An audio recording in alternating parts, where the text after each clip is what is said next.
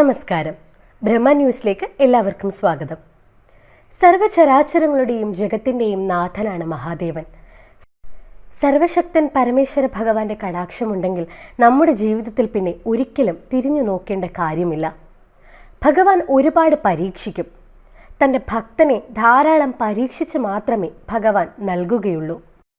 പക്ഷേ ആ പരീക്ഷണത്തിന് ഒടുവിൽ ഭഗവാൻ കൈയൊഴിഞ്ഞ് സഹായിക്കും എന്നുള്ളതാണ്. ഭഗവാനെ പോലെ സഹായിക്കുന്ന, തൻ്റെ ഭക്തന് എന്തും നൽകുന്ന മറ്റൊരു ദേവനില്ല എന്ന് തന്നെ പറയാം. പക്ഷേ തന്നെ വിശ്വസിക്കുന്നവർക്ക് ഭഗവാൻ ഒരുപാട് പരീക്ഷണങ്ങൾ നൽകിയിട്ടാണ് അനുഗ്രഹം നൽകുന്നത്. ഒരുപാട് ആളുകളുടെ അനുഭവങ്ങൾ നമ്മുടെ ജീവിതത്തിലും ലോകത്തിലാകെയും നമുക്ക് കാണാൻ കഴിയും. ഒരിക്കലും ഭക്തരെ കൈവിടുന്ന ഭഗവാനല്ല മഹാദേവൻ. പരീക്ഷിക്കുന്നവരെ കൈവിട്ട് കളയില്ല. ഭഗവാൻ സഹായിക്കുക തന്നെ ചെയ്യും. ആത്മാർത്ഥമായ മനസ്സ്, ഭഗവാനെ ആത്മാർത്ഥമായി പൂജിച്ചു കൊണ്ടുപോകുന്ന ആ ഒരു ദിവ്യമായ മനസ്സ് മാത്രമാണ് ഭഗവാന് വേണ്ടത്. വേറെ ഒന്നുമില്ല. അത്രത്തോളം പവിത്രമായ, അത്രത്തോളം കളങ്കമില്ലാത്ത, ഭഗവാനെ സ്നേഹിക്കുന്ന ഒരു മനസ്സ് മാത്രമാണ് ദക്ഷിണയായി ഭഗവാന് വേണ്ടത് എന്ന് പറയുന്നു. ഇന്നത്തെ അധ്യായത്തിൽ സംസാരിക്കാൻ ഉദ്ദേശിക്കുന്നത് നിങ്ങളുടെ വീടിൻ്റെ തൊട്ടടുത്ത ചെറിയ ക്ഷേത്രമോ വലിയ ക്ഷേത്രമോ ആകട്ടെ, ക്ഷേത്രത്തിൽ ചെയ്യാൻ പറ്റുന്ന ഒരു വഴിപാടാണ് പറയുന്നത്. എല്ലാ മാസവും നിങ്ങൾക്ക് ഇത് ശീലമായി ചെയ്യാവുന്നതാണ്. എല്ലാ മലയാള മാസം 1-ാം തീയതി കഴിഞ്ഞും ക്ഷേത്രത്തിൽ പോയി അവിടുത്തെ രസീത് കൗണ്ടറിൽ നിങ്ങൾക്ക് വഴിപാട് ചെയ്യാവുന്നതാണ്. ഏതൊരു ശിവക്ഷേത്രത്തിൽ പോയും നിങ്ങൾക്ക് ഈ വഴിപാട് ചെയ്യാൻ സാധിക്കും. ഇത് നിങ്ങൾ ഒരു ശീലമാക്കി കഴിഞ്ഞാൽ ഞാൻ ഈ പറയുന്നത് എന്നാണ് എന്ന്, അല്ലെങ്കിൽ ഇത്ര തീയതിയാണ് എന്ന് നിങ്ങളുടെ കലണ്ടറിൽ പോയി കുറിച്ചു വെച്ചാലും മതി. നിങ്ങൾ ഒരു ചുമന്ന മഷി കൊണ്ട് മാർക്ക് ചെയ്തു വേണമെങ്കിലും വെച്ചോളൂ. നിങ്ങൾ ഈ വഴിപാട് തുടർച്ചയായി ചെയ്യുകയാണെങ്കിൽ ദിനചര്യയുടെ അല്ലെങ്കിൽ നിങ്ങളുടെ ജീവിതചര്യയുടെ ഒരു ഭാഗമായിട്ട് നിങ്ങൾ ഈ വഴിപാടിനെ കണക്കാക്കി മുന്നോട്ട് പോവുകയാണ് എന്നുണ്ടെങ്കിൽ നിങ്ങളുടെ ജീവിതത്തിൽ എല്ലാ ഐശ്വര്യവും നിങ്ങൾ ആഗ്രഹിക്കുന്നതിനേക്കാൾ കൂടുതൽ നിങ്ങളുടെ ജീവിതത്തിൽ നടക്കും. നിങ്ങൾ തന്നെ പിന്നീട് ഒരിക്കൽ തിരിഞ്ഞു നോക്കുന്ന സമയത്ത് നിങ്ങൾക്ക് മനസ്സിലാകും, ഞാൻ ചോദിച്ചതിനേക്കാൾ കൂടുതൽ ഭഗവാൻ എനിക്ക് തന്നല്ലോ എന്ന്. ഞാൻ ആഗ്രഹിച്ചത് ഇത്രത്തോളമാണ് എന്നുണ്ടെങ്കിൽ ഭഗവാൻ എനിക്ക് ഇത്രയധികം തന്നല്ലോ എന്ന്. നിങ്ങൾ തന്നെ ഭഗവാനോട് നന്ദി പറയുന്ന ഒരു സവിശേഷത ഉണ്ടാകും. അപ്പോൾ ആ വഴിപാട് എന്താണ് എന്നാണ് ഞാൻ ഈ അധ്യായത്തിൽ പറയുന്നത്. ആദ്യം മനസ്സിലാക്കേണ്ട കാര്യം, എല്ലാ മാസവും മലയാള മാസം 1-ാം തീയതി പിറന്നു വരുന്ന ആദ്യത്തെ ശനിയാഴ്ച, അതല്ലെങ്കിൽ ആദ്യത്തെ തിങ്കളാഴ്ച ദിവസം വേണം ഇത്തരത്തിൽ നിങ്ങൾ ഈ വഴിപാട് ചെയ്യാനായി എടുക്കേണ്ടത്. ഇതാണ് ഈ വഴിപാട് ചെയ്യുന്നതിന് ഏറ്റവും ഉത്തമമായ സമയം എന്ന് പറയുന്നു. സ്ത്രീകളൊക്കെയാണ് എന്നുണ്ടെങ്കിൽ ആർത്തവ സമയമൊക്കെ ആണെങ്കിൽ ആർത്തവ സമയം കഴിഞ്ഞ് അതിന് അടുത്ത ആഴ്ച പോകുന്നതിൽ തെറ്റില്ല.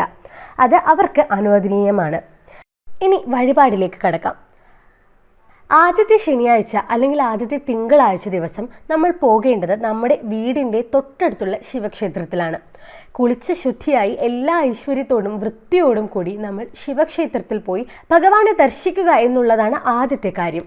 ദർശിക്കാൻ പോകുന്ന സമയത്ത് നമ്മുടെ വീട്ടിലുള്ള ഓരോ വ്യക്തികളുടെയും, കുഞ്ഞുങ്ങളായിക്കോട്ടെ മുതിർന്നവർ ആയിക്കോട്ടെ, എല്ലാവരുടെയും പേരിൽ ഓരോ രൂപ നമ്മൾ തലക്കുഴിഞ്ഞ് കാണിക്ക സമർപ്പിക്കാനായി വാങ്ങണം. ഓരോ രൂപ അല്ലെങ്കിൽ വെള്ളി രൂപ അല്ലെങ്കിൽ 5 രൂപ ഏതായിരുന്നാലും മതി. പക്ഷെ നാണയമായിരിക്കണം എന്നതാണ്. നാണയം അത് വേറെ ഒന്നുമല്ല, ഇവിടുത്തെ വഞ്ചിയിൽ അല്ലെങ്കിൽ ഭണ്ഡാരത്തിൽ സമർപ്പിച്ച് എല്ലാവർക്കും വേണ്ടി പ്രാർത്ഥിക്കുന്നതിന് വേണ്ടിയാണ് 3 പ്രാവശ്യം തലക്കുഴിഞ്ഞ് ഓം നമഃ ശിവായ മന്ത്രം ജപിച്ചുകൊണ്ട് നമ്മുടെ കയ്യിൽ തരാൻ പറഞ്ഞാൽ മതി. ഇതുകൊണ്ട് നമുക്ക് പോകാവുന്നതാണ്. ക്ഷേത്രത്തിൽ പോകുന്ന സമയത്ത് നമ്മൾ കുടുംബമായി പോകുന്നത് ഏറ്റവും ഉത്തമമാണ്, ഐശ്വര്യവുമാണ്. കുടുംബവുമായി പോകാൻ സാധിക്കുന്നില്ല എങ്കിൽ കുടുംബത്തിലെ ഗൃഹനാഥൻ അല്ലെങ്കിൽ ഗൃഹനാഥ പോകുന്നത് ഏറ്റവും അനുയോജ്യമാണ്. കുടുംബത്തിൽ അമ്മമാർ പോകുന്ന ഏറ്റവും കൂടുതൽ ഉത്തമമായത് പൈസ ഒക്കെ പൂജിച്ച് അത് നമ്മുടെ പേഴ്സിൽ സൂക്ഷിച്ചുകൊണ്ട് നമുക്ക് ക്ഷേത്രത്തിൽ പോകാവുന്നതാണ്. ക്ഷേത്രത്തിൽ ചെന്ന ഉടനെ നമുക്ക് മൃത്യുഞ്ജയ പുഷ്പാഞ്ജലിക്ക് വേണ്ടിയിട്ട്, മൃത്യുഞ്ജയ ഹോമമല്ല, മൃത്യുഞ്ജയ പുഷ്പാഞ്ജലിയാണ് വേണ്ടത്. മൃത്യുഞ്ജയ പുഷ്പാഞ്ജലിക്ക് വേണ്ടി നമുക്ക് രസീതാക്കാവുന്നതാണ്. പുഷ്പാഞ്ജലിക്ക് വേണ്ടി പേരും നാളും കുടുംബത്തിലെ എല്ലാവരുടെയും പേരിൽ ഇത്തരത്തിൽ അർച്ചന നടത്താവുന്നതാണ്. പുഷ്പാഞ്ജലിക്ക് കയറുന്നതിന് മുൻപ് തന്നെ നമുക്ക് മറ്റൊരു കാര്യം കൂടി ചെയ്യാനുണ്ട്. മറ്റൊന്നുമല്ല, എല്ലാ ശിവക്ഷേത്രങ്ങളിലും കൂവളമാല വിൽക്കാനുണ്ടാവും. അതല്ല, നമുക്ക് വീട്ടിൽ കൂവളമാല ചെയ്തുകൊണ്ട് പോകാൻ സാധിക്കുന്നവരാണ് എങ്കിൽ ചിലരൊക്കെ അങ്ങനെയും ചെയ്യാറുണ്ട്. വാങ്ങാൻ കഴിയുമെങ്കിൽ അത് വാങ്ങിച്ചു കൊണ്ടുപോയി കൊടുക്കുന്നതാണ് നല്ലത്.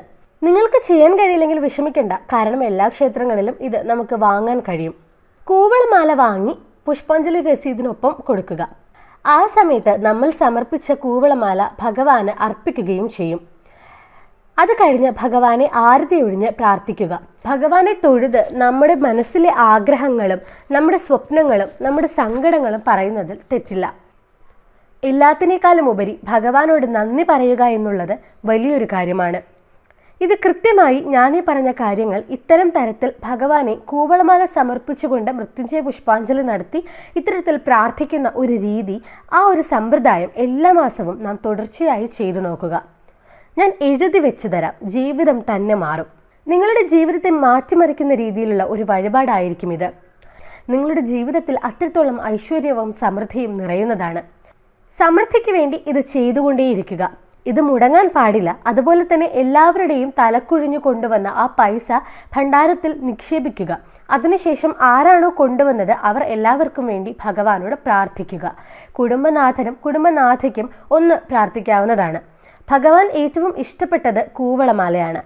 ദോഷങ്ങളുടെ കാര്യങ്ങളും ശത്രുദോഷമോ അതുപോലെ തന്നെ നമുക്ക് പലതരത്തിലുള്ള കണ്ണേറ്, പ്രാക്ക്, ജീവിത വിജയത്തിന് തടസ്സങ്ങൾ എല്ലാം നമുക്ക് മാറിക്കിട്ടും.